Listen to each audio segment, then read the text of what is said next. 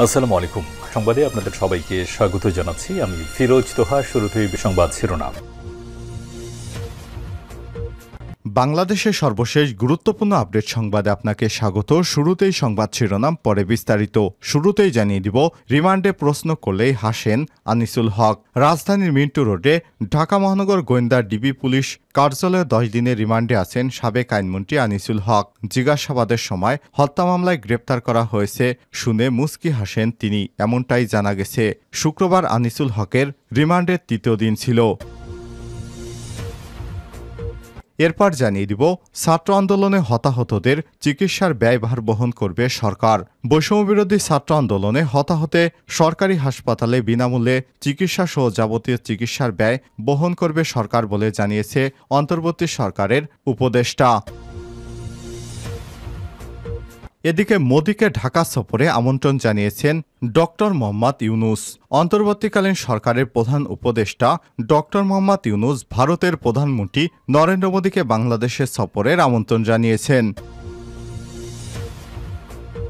এদিকে সেনাবাহিনীকে যে বার্তা দিলেন কর্নেল অলি আহমেদ। লেবারের ডেমোক্রেট পার্টি এলডিপির প্রেসিডেন্ট ডক্টর কর্নেল অবসরপ্রাপ্ত অলি আহমেদ বীরবিক্রম বলেছেন, সংখ্যালঘু সম্প্রদায়ের জন্য বাংলাদেশ একটি স্বর্গরাজ্য। আজ রাজধানীর মগবাজারে এলডিপির কেন্দ্রীয় কার্যালয়ে এসব কথা বলেন তিনি। জানিয়ে দিব, ইউপি চেয়ারম্যানকে জুতার মালা পরিয়ে ঘোরালো স্থানীয়রা। ভোলার চরফ্যাশন উপজেলার আবু বকরপুর ইউনিয়ন পরিষদের ইউপি চেয়ারম্যান মোহাম্মদ সিরাজ জমদ্দারকে মারধর করে জুতার মালা পরিয়ে বাজারে ঘুরিয়েছে স্থানীয় বিক্ষুব্ধ জনতা। তার বিরুদ্ধে অভিযোগ রয়েছে তিনি স্থানীয় আওয়ামী লীগের নেতা ছিলেন। তিনি আওয়ামী লীগ সরকার ক্ষমতায় থাকাকালীন অনেক মানুষকে অন্যায় অত্যাচার করেছেন। এবং সর্বশেষ জানিয়ে দিব, এবার চিনির কেজিতে দাম কমল 10 টাকা। ছাত্র জনতার গণ অভ্যুত্থানে আওয়ামী লীগ সরকারের পতনের পর দেশে কমেছে চিনির দাম। আগে যেখানে খুচরা পর্যায়ে প্রতি কেজি চিনি 140 টাকায় বিক্রি হতো, তা বর্তমানে 125 থেকে 130 টাকায় বিক্রি করা হচ্ছে। অর্থাৎ প্রতি কেজি চিনিতে কমেছে 8 থেকে 10 টাকা। একইভাবে চিনির দাম কমেছে পাইকারি বাজারেও, এমনটাই জানিয়েছে বাংলাদেশ চিনি ডিলার ব্যবসায়ী সমিতির যুগ্ম সাধারণ সম্পাদক মোহাম্মদ আনোয়ার হোসেন চৌধুরী। প্রিয় দর্শক, এতক্ষণ শুনছিলেন সংবাদ শিরোনাম, এবারে বিস্তারিত। তবে তার আগে বন্ধুরা, অনুরোধ থাকবে এই সংবাদটিতে একটি লাইক দিন। আর এই চ্যানেলে আপনি নতুন হয়ে থাকলে আমাদের সংবাদটি দেখতে দেখতে চ্যানেলটি সাবস্ক্রাইব করে রাখুন, যাতে করে বন্ধুরা আমাদের পরবর্তী আপডেট সংবাদ সবার আগে আপনার কাছে পৌঁছে যায়। কমেন্ট করে আপনার মূল্যবান মতামত জানিয়ে দিন এই সংবাদটি আপনি বিশ্বের কোন দেশ থেকে বা বাংলাদেশের কোন স্থান থেকে দেখছেন এবং শুনছেন। এবারে বিস্তারিত। রিমান্ডে প্রশ্ন করলেই হাসেন আনিসুল হক। রাজধানীর মিন্টু রোডে ডিবি কার্যালয়ে 10 দিনের রিমান্ডে আছেন সাবেক আইনমন্ত্রী আনিসুল হক। জিজ্ঞাসাবাদের সময় হত্যা মামলায় গ্রেপ্তার করা হয়েছে শুনে মুচকি হাসেন তিনি, এমনটাই জানিয়েছে ডিবির বর্তমান সদস্যরা। গতকাল ছিল তার রিমান্ডের তৃতীয় দিন। জানা গেছে, জিজ্ঞাসাবাদের সময় হত্যা মামলায় গ্রেপ্তার করা হয়েছে শুনে মুচকি হাসেন তিনি। এ সময় সুপ্রিম কোর্টের অবস্থা জানতে চেয়েছেন তদন্ত কর্মকর্তাদের কাছে। তারা নতুন করে বিচারক হিসেবে নিয়োগ পেলেন সে বিষয়ে জানতে চান আনিসুল হক। জিজ্ঞাসাবাদে একেবারেই স্বাভাবিক ছিলেন তিনি। পুলিশের কোনো প্রশ্নের উত্তরই দেননি সাবেক এই আইনমন্ত্রী। প্রশ্ন করা হলে শুধু হেসেছেন। ডিএমপির নিউ মার্কেট থানায় দায়ের হওয়া হকার শাহজাহান আলী হত্যা মামলায় মঙ্গলবার গ্রেপ্তার করা হয় সালমান এফ রহমান এবং আনিসুল হককে। বুধবার তাদের আদালতে হাজির করে 10 দিনের রিমান্ডে নেয় পুলিশ। তারা এখন ডিবি হেফাজতে রয়েছেন। গ্রেপ্তার সালমান এফ রহমান এবং আনিসুল হককে জিজ্ঞাসাবাদের বিষয়ে ডিএমপির ঢাকা মেট্রোপলিটন পুলিশ অতিরিক্ত কমিশনার ডিবি মোহাম্মদ আশরাফুজ্জামান বলেন, এ বিষয়ে আমার কোনো বক্তব্য নেই। যদি কিছু থাকে আমার যেটা বলার আপনাদের আমি দাওয়াত দিয়েই বলবো। ছাত্র আন্দোলনে হতাহতদের চিকিৎসার ব্যয়ভার বহন করবে সরকার। বৈষম্যবিরোধী ছাত্র আন্দোলনে হতাহতদের সরকারি হাসপাতালে বিনামূল্যে চিকিৎসা সহ যাবতীয় চিকিৎসার ব্যয় বহন করবে সরকার। শনিবার 17 আগস্ট এক বিজ্ঞপ্তিতে সব তথ্য জানিয়েছে স্বাস্থ্য এবং পরিবার পরিকল্পনা মন্ত্রণালয়ের স্বাস্থ্য বিভাগ। একই সঙ্গে প্রয়োজনে বেসরকারি হাসপাতালে চিকিৎসাধীন ছাত্র জনতার সব বিল সরকার বহন করবে বলে জানানো হয়েছে।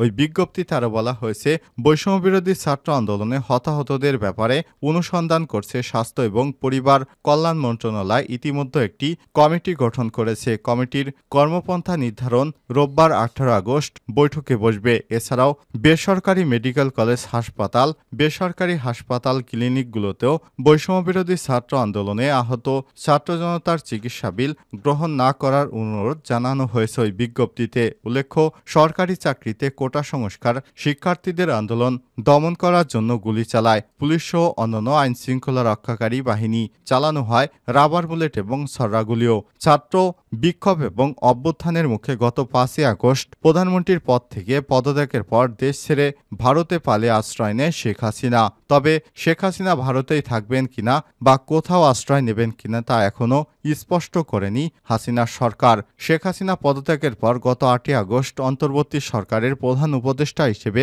দায়িত্ব গ্রহণ করেন নোবেল বিজয়ী অর্থনীতিবিদ ডক্টর মোহাম্মদ ইউনূস। অন্তর্বর্তী সরকারের কাজ করছেন 21 জন উপদেষ্টা। মোদিকে ঢাকা সফরে আমন্ত্রণ জানিয়েছেন ডক্টর মোহাম্মদ ইউনূস। অন্তর্বর্তীকালীন সরকারের প্রধান উপদেষ্টা ডক্টর মোহাম্মদ ইউনূস ভারতের প্রধানমন্ত্রী নরেন্দ্র মোদীকে বাংলাদেশ সফরের আমন্ত্রণ জানিয়েছেন। শনিবার 17 আগস্ট তৃতীয় ভয়েস অব গ্লোবাল সাউথ সামিটে ভার্চুয়ালি যুক্ত হয়ে তিনি আমন্ত্রণ জানান। ডক্টর ইউনূস বলেন, অন্তর্ভুক্তিমূলক বহু বচনবাদী গণতন্ত্র রূপান্তর নিশ্চিত করতে অবাধ, সুষ্ঠু এবং অংশগ্রহণমূলক নির্বাচন করতে সরকার প্রতিশ্রুতিবদ্ধ। নির্বাচন ব্যবস্থা, বিচার ব্যবস্থা, স্থানীয় সরকার ব্যবস্থা, গণমাধ্যম, অর্থনীতি এবং শিক্ষা ব্যবস্থা সংস্কার করা অন্তর্বর্তী সরকারের অন্যতম কাজ। এর আগে সকাল 10:30 থেকে বেলা 11:30 পর্যন্ত ঢাকা থেকে এই বৈঠকে যোগ দেন ডক্টর মোহাম্মদ ইউনূস। তার আগেই এই সামিটে যোগ দেওয়ার জন্য ডক্টর মোহাম্মদ ইউনূসকে আমন্ত্রণ জানান মোদি। শুক্রবার দুই দেশের নেতাদের মধ্যে এক ফোনালাপে এই আমন্ত্রণ জানান তিনি। তখনই আমন্ত্রণে সাড়া দিয়ে ঢাকা থেকে ভার্চুয়ালি সম্মেলনে যোগ দেওয়ার বিষয়টিতে রাজি হন প্রধান উপদেষ্টা ডক্টর মোহাম্মদ ইউনূস। এ সময় ফোনালাপে বাংলাদেশের অন্তর্বর্তী সরকারের প্রধান হিসেবে দায়িত্ব গ্রহণের জন্য ডক্টর ইউনূসকে অভিনন্দন জানান ভারতের প্রধানমন্ত্রী নরেন্দ্র মোদী। অন্তর্বর্তী সরকারের শুভকামনা জানিয়ে ঘনিষ্ঠ বন্ধু হিসেবে বাংলাদেশের জনগণের স্বার্থে কাজ করার কথা ব্যক্ত করেছেন ভারতের প্রধানমন্ত্রী। অধ্যাপক ইউনূসের নেতৃত্বাধীন অন্তর্বর্তী সরকারের সঙ্গে ঘনিষ্ঠভাবে কাজ করার ইচ্ছাও ব্যক্ত করেছেন মোদি। এ সময় 2006 সালে শান্তিতে নোবেল বিজয়ী অর্থনীতিবিদ ডক্টর মোহাম্মদ ইউনূসের নেতৃত্বের প্রশংসা করেন ভারতের প্রধানমন্ত্রী নরেন্দ্র মোদী। তিনি বলেছেন, তাকে দীর্ঘদিন ধরে চেনেন অধ্যাপক ইউনূস, দীর্ঘ অভিজ্ঞতা রয়েছে তার নেতৃত্বে বাংলাদেশের মানুষের জন্য কল্যাণ বয়ে আনবে। ফোনালাপে ভারতের প্রধানমন্ত্রী বাংলাদেশের সংখ্যালঘুদের সুরক্ষার বিষয়টি উত্থাপন করলে ডক্টর মোহাম্মদ ইউনূস জানান, সংখ্যালঘু সহ দেশের প্রতিটি নাগরিককে সুরক্ষা দেওয়ার বিষয়ে প্রতিশ্রুতিবদ্ধ ডক্টর ইউনূসের সরকার।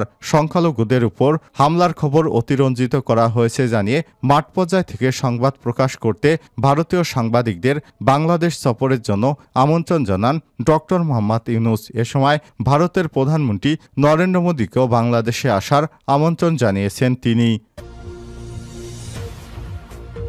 সেনাবাহিনীকে যে বার্তা দিলেন কর্নেল অলি আহমেদ। লেবারের ডেমোক্রেট পার্টি এলডিপির প্রেসিডেন্ট ডক্টর কর্নেল অবসরপ্রাপ্ত অলি আহমেদ বীর বিক্রম বলেছেন, সংখ্যালঘু সম্প্রদায়ের জন্য বাংলাদেশ একটি স্বর্গরাজ্য।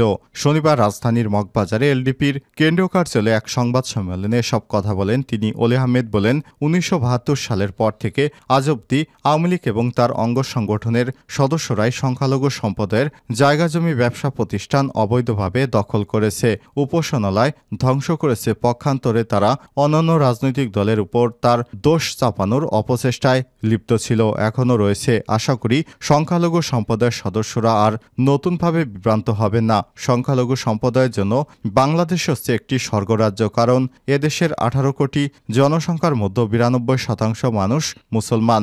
এলডিপির প্রেসিডেন্ট বলেন, গত 5 আগস্ট থেকে আজ অবধি ভারতের বিভিন্ন মিডিয়া বাংলাদেশে হিন্দুদের উপর জুলুম হচ্ছে, তাদের বাড়িঘর জ্বালিয়ে দেওয়া হচ্ছে বলে হইচই করছে এবং যে ধরনের সংবাদ প্রকাশ করছে সেগুলো ভিত্তিহীন। তবে দেশের কিছু অনাকাঙ্ক্ষিত ঘটনা ঘটেছে। কিছু কিছু জায়গায় ক্ষুব্ধ জনতা আওয়ামী লীগ জুলুমবাজ এবং গণহত্যাকারীদের উপর চড়াও হয়েছে।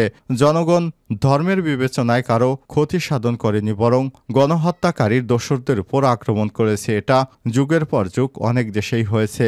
আমি আবারও বলছি, বাংলাদেশের সংখ্যালঘু সম্প্রদায়ের জন্য সবচেয়ে নিরাপদ স্থান। অলি বলেন, বিগত 15 বছর বছর ধরে আওয়ামী লীগ স্বৈরাচারী সরকার কর্তৃক প্রত্যেক স্তরে কিছু কিছু সরকারি কর্মকর্তাদের ব্যবহার করে বিনা ভোটে ক্ষমতা দখল, ব্যাংকের টাকা লুণ্ঠন, দুর্নীতির টাকা পাচার এবং চাকরিসহ বিভিন্ন ক্ষেত্রে বৈষম্য বিরোধী দলগুলির উপর অমানবিক অত্যাচার, নির্যাতন, গুম খুন, চাঁদাবাজি, অস্ত্রবাজি, জায়গা দখল, দ্রব্যমূল্যের ক্রমবর্ধমান ঊর্ধ্বগতি, মানবাধিকার লঙ্ঘন এসব ক্ষেত্রে বিচারহীনতার পুঞ্জীভূত বেদনা সহ্য করে মানুষ নীরব ছিল। এ সময় তিনি বলেন, ৫ই আগস্ট ছাত্র জনতার চরম আত্মত্যাগের মাধ্যমে এদেশের মানুষ আরেকবার দেশ স্বাধীন করেছে। এ ধরনের সংগ্রাম এবং আত্মত্যাগ পৃথিবীর ইতিহাসে নজিরবিহীন। আমাদের ছেলেমেয়েরা এদেশে উপযুক্ত উত্তরসূরি বর্তমান প্রজন্মকে নিয়ে আমরা গর্বিত। এলডিপির প্রেসিডেন্ট বলেন, সেনাবাহিনীকে বলতে চাই, আওয়ামী লীগ স্বৈরাচারী, গণহত্যাকারী, টাকা লুণ্ঠনকারী, দুর্নীতিবাজ, সাবেক মন্ত্রী, এমপি বা নেতা যারা বিভিন্ন সেনানিবাসে আশ্রয় নিয়েছে বা লুকিয়ে আছে তাদের আয়নাঘরে রেখে স্বরাষ্ট্র মন্ত্রণালয়কে অবহিত করেন এবং আইএসপিআর এর মাধ্যমে সংবাদপত্রে খবরগুলি প্রকাশ করুন। এতে আপনাদের ভাবমূর্তি আরও উজ্জ্বল হবে। এছাড়াও বাংলাদেশের কোনো নাগরিকের উচিত হবে না এই ধরনের জাতীয় শত্রুকে আশ্রয় দেয়া। কোন ভাষায় এই ধরনের জাতীয় শত্রু যদি আশ্রয় নেয় কোনো ভাষায়, তাহলে তাদের আশ্রয়দাতাদেরও আইনানুগ ব্যবস্থা নিতে হবে। আশা করি এই জাতীয় শত্রুদের ধরিয়ে দিবেন।